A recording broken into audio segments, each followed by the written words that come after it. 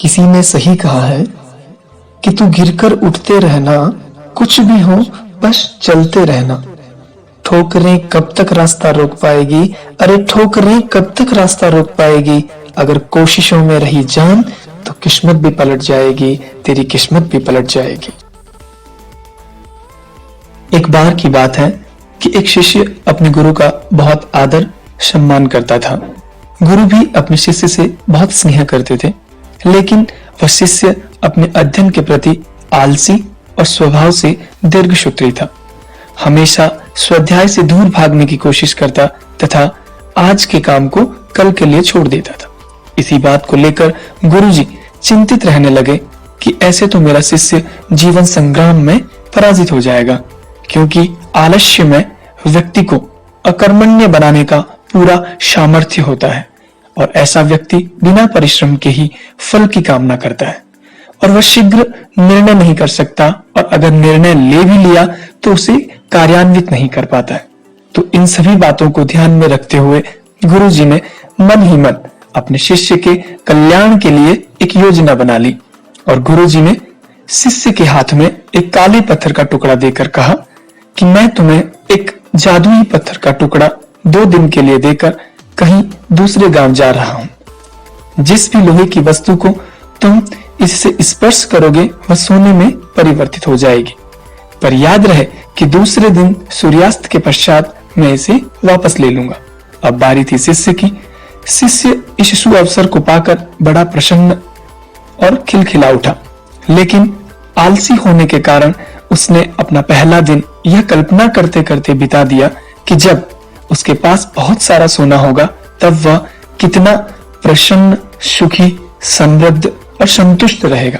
फिर दूसरे दिन जब वह प्रातःकाल जगा तो उसे अच्छी तरह से याद था कि आज सोना पाने का दूसरा और अंतिम दिन है। उसने निश्चित किया कि वो आज बाजार जाएगा और लोहे के बड़े बड़े सामान खरीद कर लाएगा और उन्हें स्वर्ण में परिवर्तित कर देगा। दिन बीतता गया और वह इसी सोच में बैठा रहा कि अभी तो बहुत समय है, अभी तो बहुत समय है। फिर उसने सोचा कि दोपहर का भोजन कर लेता हूं, फिर सामान लेने के लिए निकलूंगा। लेकिन भोजन करने के बाद उसे विश्राम करने की आदत थी और हुआ भी ऐसा ही। उसने भोजन किया और फिर लेट गया तथा सपनों की गहराइयों में खो गया और जब वह उठा तो सूर्यास्त हो रहा था। अब वह जल्दी जल्दी बाजार की तरफ भागने लगा, पर बीच रास्ते में ही गुरुजी मिल गए। तो उन्होंने उनको देखा और देखते ही शिष्य गुरुजी के चरणों पर गिर गया और उस जादुई पत्थर को एक दिन और अपने पास रखने की याचना करने लगा। लेकिन गुरुजी नहीं माने और उस शिष्य का धनी होने का जो सपना था वो चूर चूर हो गया।